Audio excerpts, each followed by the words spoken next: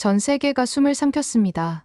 3년 전 초대형 태풍 헬리오스가 필리핀 중부를 덮쳤을 때 일본과 미국은 구조를 포기했습니다. 섬 전체가 지도에서 사라질 뻔했던 그 재난 속에서 단 하나의 나라만이 손을 내밀었죠.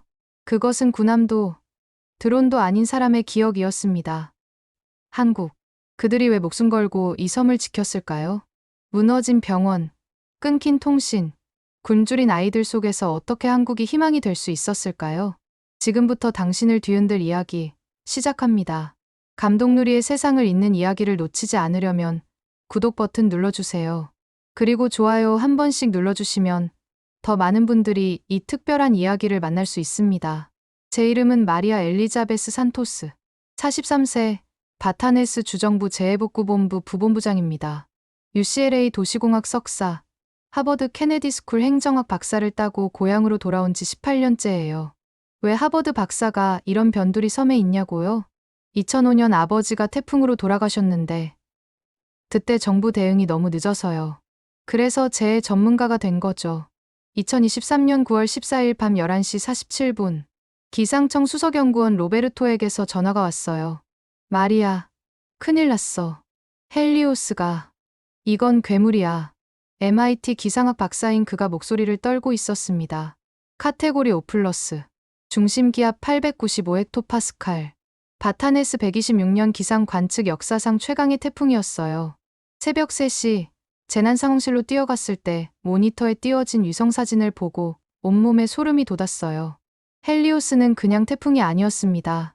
직경 800km의 거대한 회전 톱날이었어요. 20년 경력 베테랑 기상관 카를로스도 손을 부들부들 떨며 중얼거렸습니다. 이건 천재지변이야. 오전 8시 호세 마누엘 산체스 주지사와 긴급회의를 했어요. 전 주민 대피령을 건의했지만 불가능했습니다. 18만 4천 명을 72시간 안에 대피시킬 방법이 없었거든요. 바타네스는 타이완 해협 한가운데 떠있는 고립된 섬이었으니까요. 오후 2시 15분 32초 헬리오스가 바타네스를 강타했습니다. 순간 풍속 시속 327km. 필리핀 기상사상 최악의 기록이었어요. 제가 35년 살았던 2층 콘크리트 주택이 23분 만에 완전히 증발했어요. 어머니가 40년간 가꾸신 망고나무 정원도 흔적조차 남지 않았습니다. 18시간 후 태풍이 지나간 자리에는 정말 아무것도 남지 않았어요. 바타네스 주민 18만 4,237명 중 97.8%가 집을 잃었습니다. 사망자 1,247명, 실종자 389명, 중상자 2,847명. 모든 인프라가 100% 파괴됐어요. 총 경제적 피해액은 178억 달러였습니다. 9월 17일 새벽, 저는 무너진 시청 건물 잔해 위에 서 있었어요. 생존자들이 하나둘 모여들었습니다. 모두 좀비처럼 멍한 표정이었어요. 제 대학 동기 루사 페르난데즈가 다가왔어요. 그녀가 근무하던 성모병원도 완전히 사라졌거든요. 마리아, 우리 이제 어떻게 해? 그때 저도 답할 수 없었어요. 하버드에서 재해관리학을 전공했지만 이 정도 규모의 재앙은 교과서에도 없었거든요. 하지만 제가 모르는 사이에 이미 거대한 국제 게임이 시작되고 있었어요. 9월 18일 오전 7시 30분 첫 번째 구세주가 하늘에서 내려왔습니다. 일본 항공자위대 C-130 수송기 8대가 바타네스 상공에 나타나 구호물품을 투하했어요. 굶주린 주민들이 환호성을 지르며 달려들었습니다. 다음 날 오전 11시 일본 외무성 동남아시아국장 다나카 주니치가 헬기로 도착했어요. 키 177cm, 와세다대 정치학과 출신, 외무성 25년 경력의 엘리트 관료였습니다. 완벽한 영어로 연설했어요. 바타네스의 고통을 일본이 외면할 수 없다면서요. 주민들은 감격의 박수를 쳤습니다. 일본 정부가 발표한 지원 규모는 압도적이었어요. 1차 긴급구호자금 8억 달러, 2차 임시주택 건설비 15억 달러, 3차 인프라 복구비 27억 달러, 총 50억 달러 완전 무상 지원이었습니다. 동남아시아 최고의 미래형 스마트시티로 재건하겠다는 다나카 국장의 선언에 저도 눈물이 났어요. 일본의 실행력은 정말 놀라웠습니다. 9월 25일 임시 컨테이너 주택 7,500동 설치 완료. 10월 2일 응급의료센터 5곳 개설. 10월 8일 임시 급수전력 시설 가동 시작. 주민들은 연일 감탄했어요.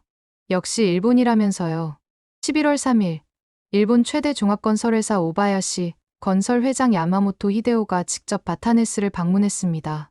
그가 가져온 재건 마스터 플랜은 정말 SF 영화 같았어요. 60층 스마트 레지던스 타워 12동, 지하 3층 자동화 주차 시스템, AI 기반 교통관제 네트워크, 100% 재생에너지 스마트 그리드까지. 32세 초등교사 카르멘 로페즈가 3D 홀로그램을 보며 탄성을 질렀어요. 저도 처음엔 정말 꿈만 같았어요. 마침내 바타네스가 낙후된 어촌 마을에서 세계적인 첨단 도시로 도약할 수 있겠구나 싶었거든요. 11월 15일부터 일본 기술진 847명이 대거 투입됐어요. 최신 건설 장비 127대도 연일 반입됐습니다. 오바야시 건설 현장 총괄 요시다 히로시 상무는 정말 자신감에 차 있었어요. 도쿄대 건축학과 해외 건설 20년 경력이었거든요.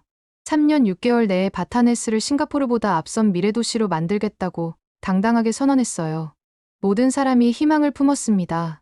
하지만 계약서 디테일을 알게 된 것은 그로부터 4개월 후의 일이었어요.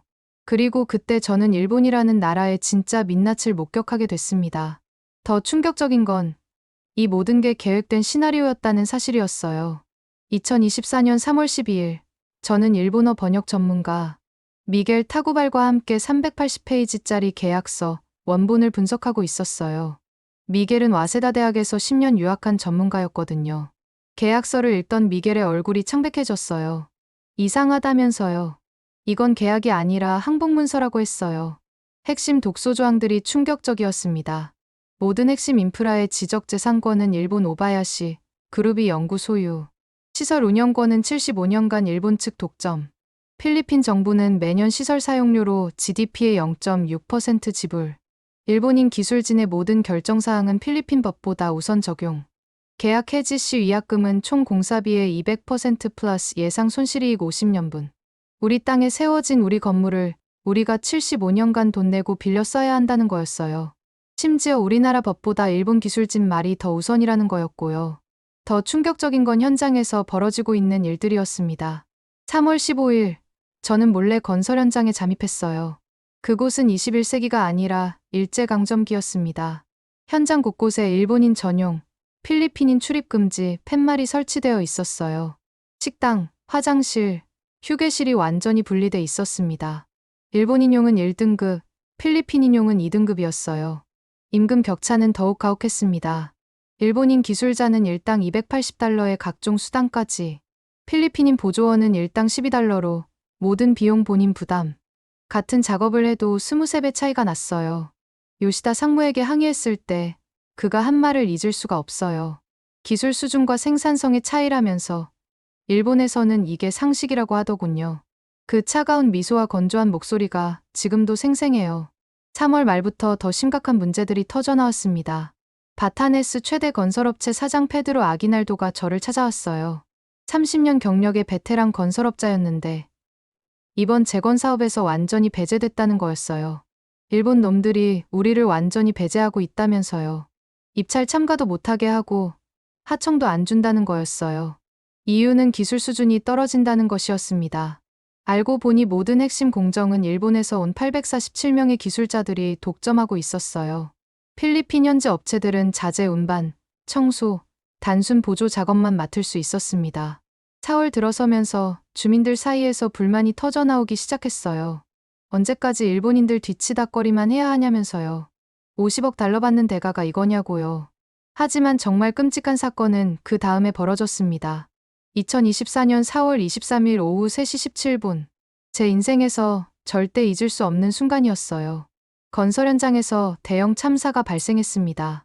50톤급 타워 크레인이 강풍에 넘어지면서 필리핀 노동자 6명이 깔렸어요. 그중 3명은 현장에서 즉사했고 나머지 3명도 중상을 입었습니다. 특히 19세 청년 호세 마누엘 크루즈는 척추가 으스러져 하반신 마비 판정을 받았어요. 응급실로 달려갔는데 일본 현장 안전관리자 사토 겐지의 말을 듣고 혈압이 200까지 올랐어요. 전응한 필리피노들은 안 된다면서요. 안전수칙도 제대로 못 지키고 역시 원숭이 수준이라고 했어요.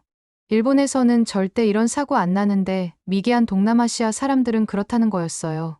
그 말을 들은 호세의 아버지 에밀리오 크루즈가 주먹을 쥐고 벌떡 일어났어요. 현장이 아수라장이 됐습니다. 일본인 기술자 12명과 필리핀 노동자 47명이 몸싸움을 벌였어요. 이 장면을 누군가 스마트폰으로 촬영해서 SNS에 올렸고 2시간 만에 바타네스 전체로 퍼졌습니다. 분노한 주민 1만 2천 명이 시청 앞 중앙광장에 몰려들었어요. 저도 그 자리에 있었습니다. 공무원 신분이지만 한 사람의 바타네스 주민으로서 말이죠. 시위는 8일 동안 계속됐어요. 그런데 일본 측 대응은 더욱 가관이었습니다. 4월 30일, 다나카 국장이 긴급 기자회견을 열었어요. 일부 선동 세력과 반일 감정이 바타네스 재건을 방해하고 있다면서요. 한국과 중국의 배후 조종 가능성도 배제할 수 없다고 했어요. 계약을 파기하면 모든 지원을 즉시 중단하고 지금까지 투입한 비용 전액을 배상받겠다고 협박했습니다.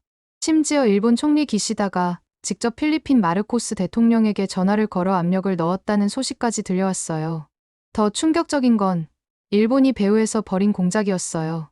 5월 3일, 제 동료 루사가 긴급히 저를 찾아왔어요.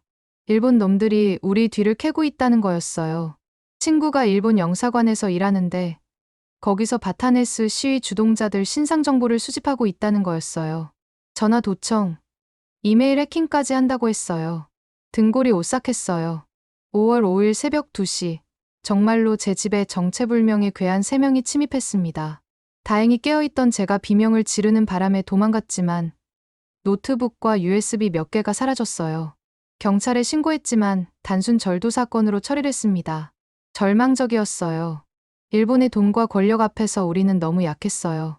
하지만 바로 그때 86세 할아버지 한 분이 우리에게 마지막 희망을 주었습니다. 위 8일째인 5월 8일 오후 5시 30분이었어요. 86세 라몬 알베르토 델 피노 할아버지가 지팡이를 짚고 천천히 광장으로 걸어오셨습니다. 할아버지는 바타네스에서 가장 존경받는 분이셨어요. 1951년부터 1953년까지 한국전쟁에 참전한 영웅이시거든요. 할아버지의 음성에 1만 2천 명의 광장이 고요해졌어요. 72년 전 한국전쟁에 참전했던 필리핀 제10 전투단 소속이라고 자신을 소개하셨어요. 그때 본 한국 사람들은 일본인들과는 완전히 달랐다면서요. 할아버지 눈에서 눈물이 흘러내리기 시작했어요. 1952년 1월 25일, 강원도 화천, 아빠위 고지 전투에서 자신의 목숨을 구해준 한국 군인이 있었다고 하셨어요. 할아버지가 군복 주머니에서 까맣게 탄 흑백 사진을 꺼내셨습니다. 한국 군인과 필리핀 군인이 어깨동무하고 찍은 사진이었어요. 이 사진 속 한국 청년 이름이 김영수였다면서요. 경상북도 안동에서 온 20살 농부 아들이었다고 했어요. 할아버지 목소리가 떨렸어요. 김영수는 우리를 형이라고 불렀다면서요. 같은 밥상에서 같은 밥을 먹었고 같은 참호에서 잤다고 했어요. 한국 군인들은 다친 필리핀 병사를 업고 30km를 뛰어갔다면서요. 자기 목숨 걸고 말이에요. 광장이 완전한 침묵에 휩싸였습니다. 1952년 2월 14일 새벽 4시, 중국군 기습 공격 때 김영수가 할아버지 대신 총탄을 맞았다고 하셨어요. 할아버지가 또 다른 물건을 꺼내셨어요. 낡은 군번줄이었습니다. 김영수가 죽어가면서 이걸 할아버지 손에 쥐어줬다고 하셨어요. 나중에 필리핀 가시면 저를 기억해 달라고, 우리 진짜 형제였다고, 이걸 제 가족에게 꼭 전해달라고 했다는 거였어요. 전체 광장에서 흐느끼는 소리가 들렸어요. 70년 동안 이 군번줄을 간직했다면서요. 언젠가는 김영수 가족을 찾아서 돌려줄 수 있을 거라고 믿으면서요. 할아버지가 군번줄을 높이 들어 올렸어요. 지금 우리가 도움을 요청해야 할 나라는 일본이 아니라 바로 한국이라고 하셨어요. 그 순간 다른 참전용사 할아버지들도 하나둘 일어나셨어요. 89세 마누엘 가르시아 할아버지, 87세 카를로스 토레스 할아버지, 85세 페드로 라모스 할아버지. 모두 같은 말씀을 하셨어요. 한국 사람들은 우리를 한 번도 무시한 적이 없었다고. 일본인들처럼 우리를 원숭이라고 부른 적도 없었다고. 한국인들은 진짜 형제였다고.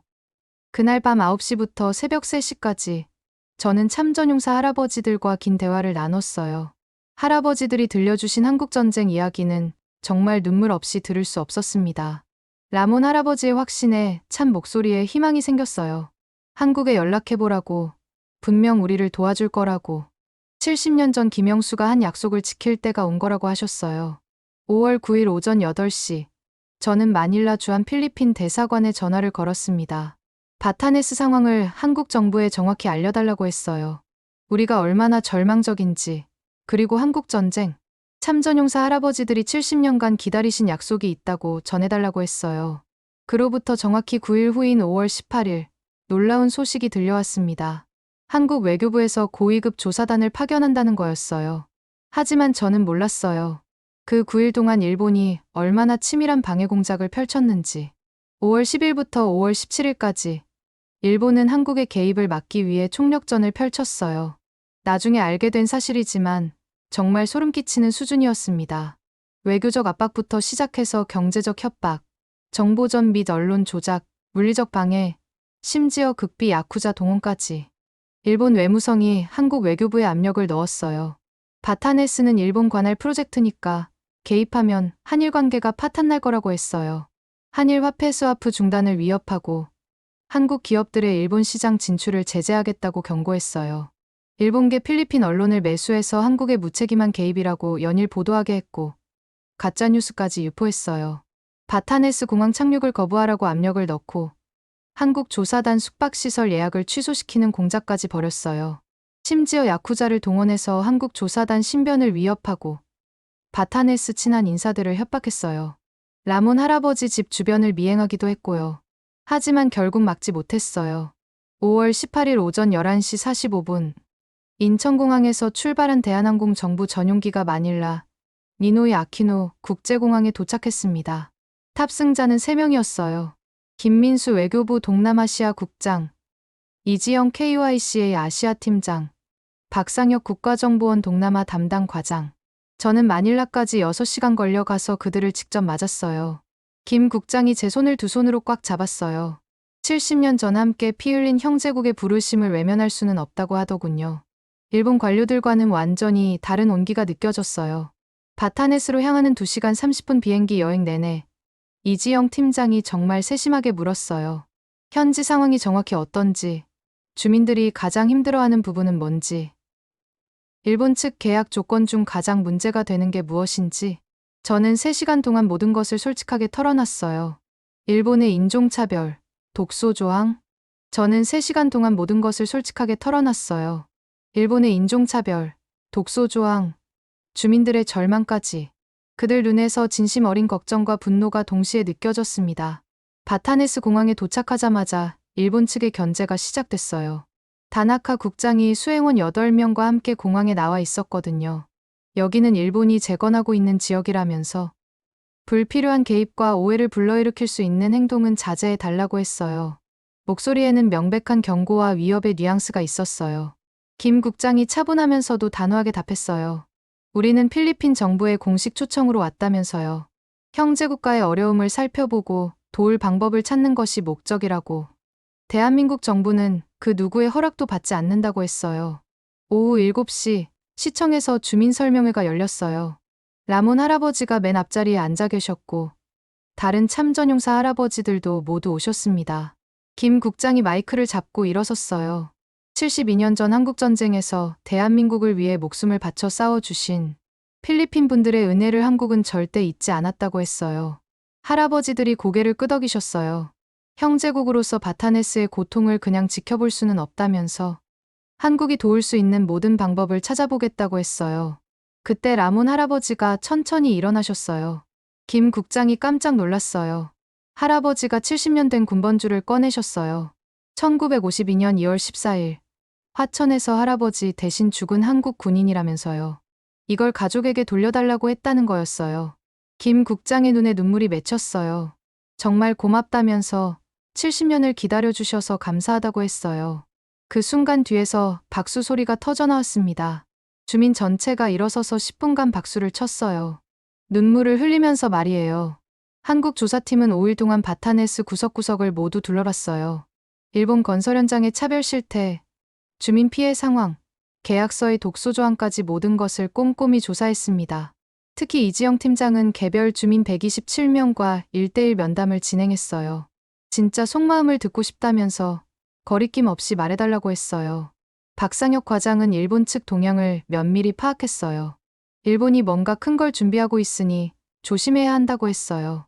마지막 날 저녁, 호텔에서 김 국장이 저에게 말했어요. 한국이 바타네스를 도울 수 있는 방법이 있다면서요. 하지만 쉽지 않을 거라고 했어요. 일본의 방해가 상상을 초월할 테니까요. 정치적, 경제적 보복은 물론이고 물리적 위험까지 감수해야 할 수도 있다고 했어요. 그래도 해볼 생각이라면서요. 70년 전 약속을 지키기 위해서라고 했어요. 대신 최종 선택은 바타네스 주민들이 해야 한다고 했어요.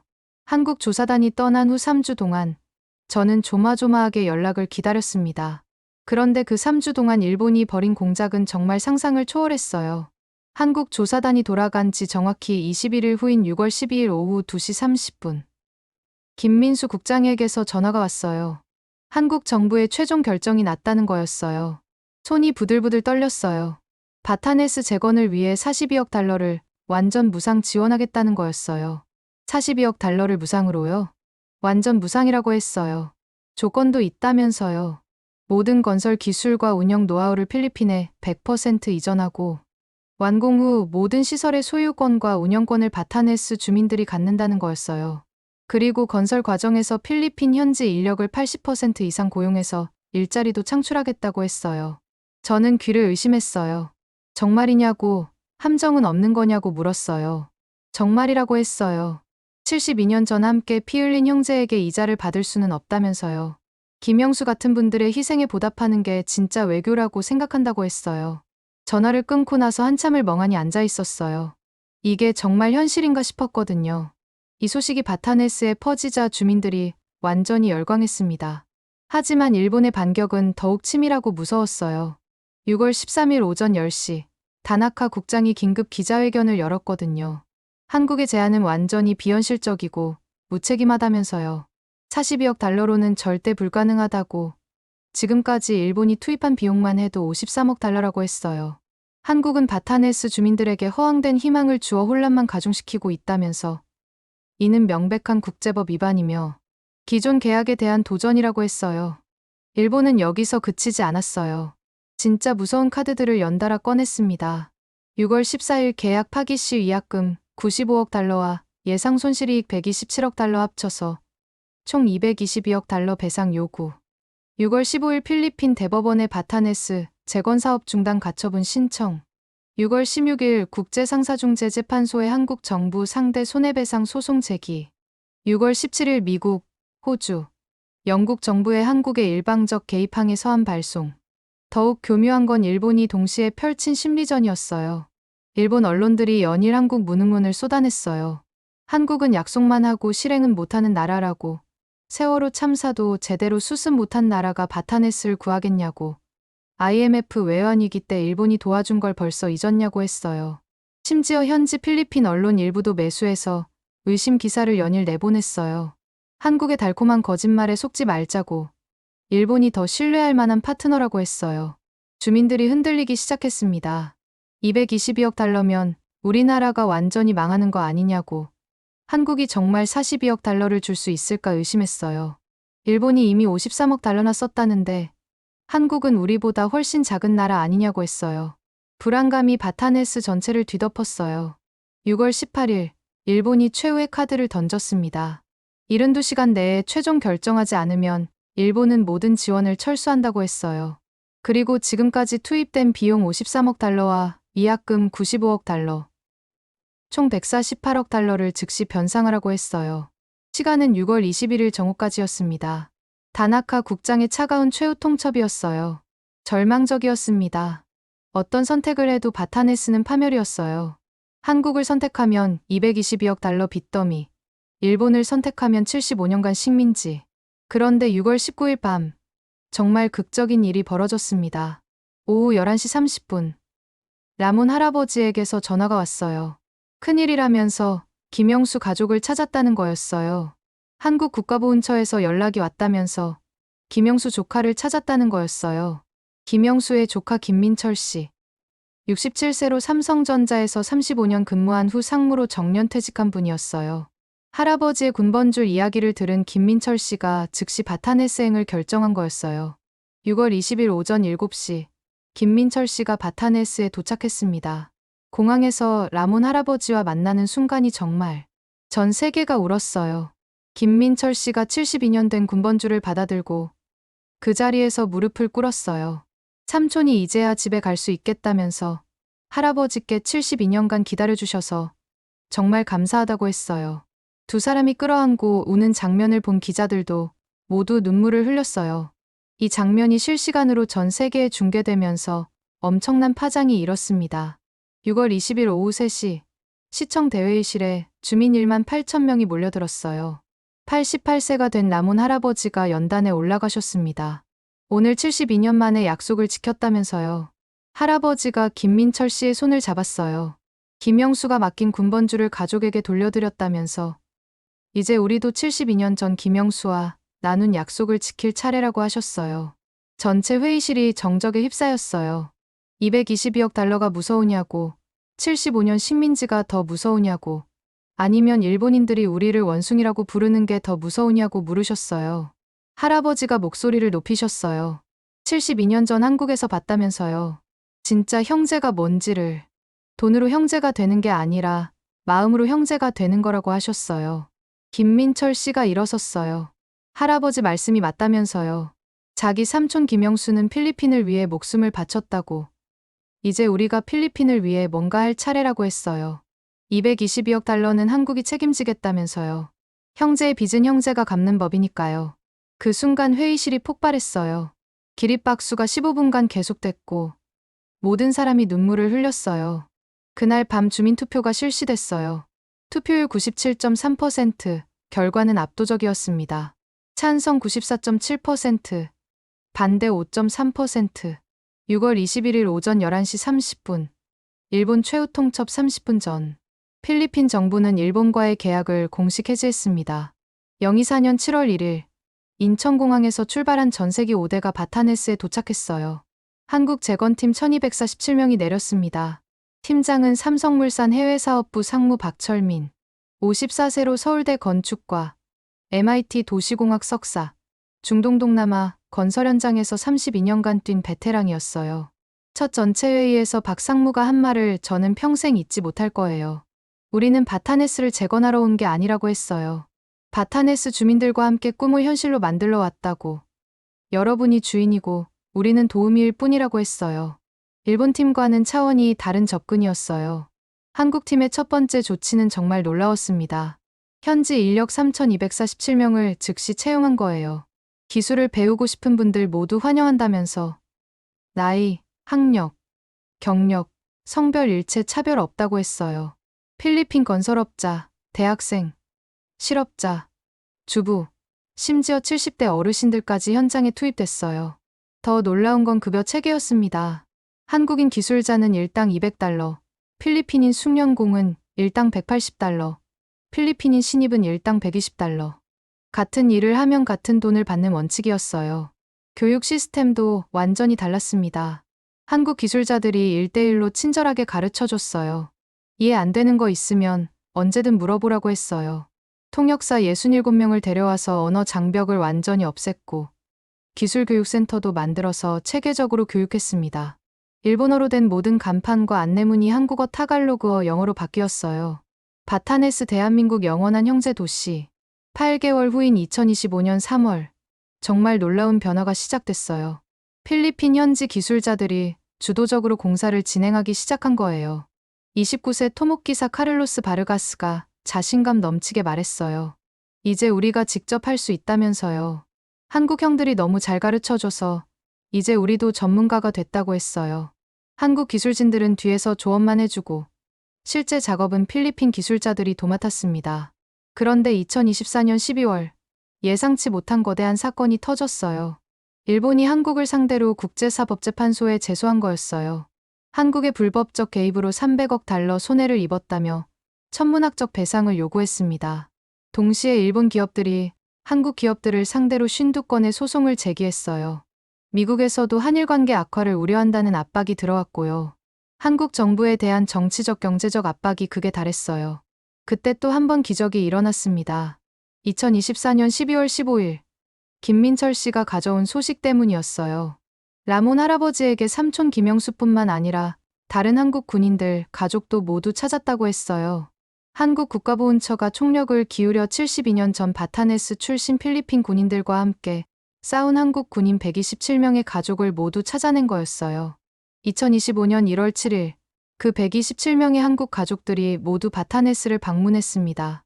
공항에서 필리핀 참전용사 할아버지들과 한국 유가족들이 만나는 순간 전 세계가 울었어요. 72년 만의 상봉이었습니다. 85세 카를로스 토레스 할아버지가 67세 이영희 할머니를 만났어요. 한국군 이철수의 딸이었거든요. 할머니가 물었어요.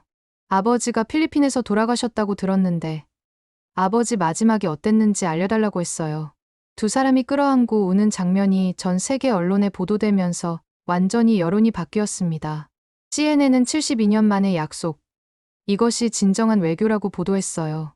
BBC는 돈이 아닌 마음으로 하는 국제협력의 새로운 모델이라고 했고요. 뉴욕타임스는 바타네스에서 배우는 진정한 동맹의 의미라고 썼어요. 르몽드는 21세기 마셜 플랜보다 감동적인 한국의 형제 외교라고 했어요. 일본의 모든 국제소송이 여론의 문매를 맞으며 자동 취하됐어요. 오히려 일본이 국제사회에서 완전히 고립됐습니다. 과거를 반성하지 않는 일본 대 과거를 기억하는 한국이라는 프레임이 전 세계에 각인됐거든요. 2025년 6월 15일 바타네스 신도시가 완공됐어요. 72층 스마트 레지던스, 세계 최첨단 종합병원, 미래형 교육단지, 100% 재생에너지 스마트 그리드, AI 기반 스마트팜, 홀로그램 문화체험센터까지. 하지만 가장 의미 있는 건 도시 중앙광장에 세워진 기념탑이었어요. 한국 필리핀 영원한 형제 기념탑. 탑 밑에는 72년 전 바타네스에서 온 필리핀 군인들과 함께 싸운 한국 군인 127명의 이름이 새겨졌어요. 제막식 날, 라몬 할아버지와 김민철 씨가 함께 제막했습니다. 할아버지의 중얼거림이 전 세계에 울려 퍼졌어요. 그 후 정말 놀라운 일들이 도미노처럼 연속으로 벌어졌습니다. 2025년 7월 베트남이 바타네스 모델 도입 요청, 8월 캄보디아, 라오스, 미얀마 동시협력 요청, 9월 방글라데시, 네팔, 스리랑카까지 합류, 10월 아프리카 12개국에서 한국식 개발협력 요구, 11월 남미 8개국도 줄줄이 러브콜. 전 세계가 바타네스 기적을 원했어요. 2025년 12월 25일 성탄절.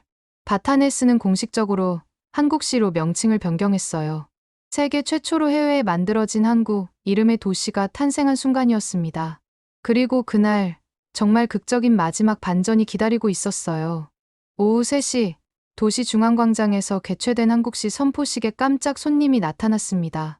일본 신임 총리 고노 다로가 갑자기 바타네스를 전격 방문한 거였어요. 라몬 할아버지와 바타네스 주민들에게 진심으로 사과한다면서요. 일본이 과거 범한 잘못과 최근의 오만한 행동에 대해 깊이 반성한다고. 한국이 보여준 진정한 형제의 앞에서 부끄러울 뿐이라고 했어요. 고노 총리가 라몬 할아버지 앞에서 90도로 고개를 숙였어요.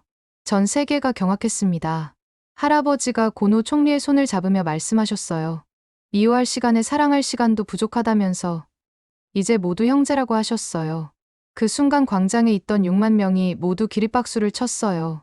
한국, 필리핀, 심지어 일본 기자들까지 모두 눈물을 흘렸습니다. 2026년 1월 1일 신년 첫날 바타네스 한국시에서 아시아 형제국 협력체 창설 선언이 발표됐어요. 한국, 필리핀, 베트남, 태국, 인도네시아, 말레이시아, 심지어 일본까지 17개국이 참여했습니다. 돈이 아닌 마음으로, 조건이 아닌 기억으로, 계약이 아닌 약속으로 함께하는 새로운 협력 모델이었어요. 바타네스에서 시작된 기적이 전 아시아로 퍼져나간 순간이었어요. 지금 바타네스 한국시에는 8만 4천 명이 살고 있습니다. 모두 자신의 기술로, 자신의 손으로 도시를 운영하고 있어요. 라몬 할아버지는 올해 89세가 되셨지만 여전히 정정하세요. 매주 한국어 교실에서 아이들에게 한국어와 한국 역사를 가르치고 계십니다. 김민철 씨는 아예 바타네스로 이주해서 김영수 평화문화센터를 운영하고 있어요. 삼촌의 뜻을 이어가기 위해서래요. 2026년 한 해 동안만 바타네스 한국시를 방문한 관광객이 347만 명이었어요. 모두 진정한 형제애를 보러 온 사람들이었습니다. 작년 태풍 헬리오스 3주기를 맞아 특별한 행사가 열렸어요. 재난을 기회로, 절망을 희망으로, 차별을 사랑으로 바꾼 기적을 기념하는 행사였습니다. 바타네스 한국시가 전 세계 재해복구와 국제협력의 영원한 모델이 됐다는 걸 기념하는 자리였어요. 그날 저는 깨달았어요. 어떤 나라는 돈으로 마음을 사려 하지만 어떤 나라는 마음으로 마음을 얻습니다. 어떤 나라는 조건으로 도움을 주지만 어떤 나라는 기억으로 도움을 줍니다. 어떤 나라는 계약으로 관계를 만들지만 어떤 나라는 약속으로 관계를 만듭니다. 어떤 나라는 이익으로 동맹을 맺지만 어떤 나라는 희생으로 형제가 됩니다. 그리고 그 희생과 기억과 약속이 모든 돈과 권력보다 강하다는 걸 바타네스가 증명했어요. 오늘도 바타네스 한국시 아이들은 한국어와 타갈로그어를 함께 배우며 자라고 있습니다. 감사합니다와 살라맛을 함께 말하면서요.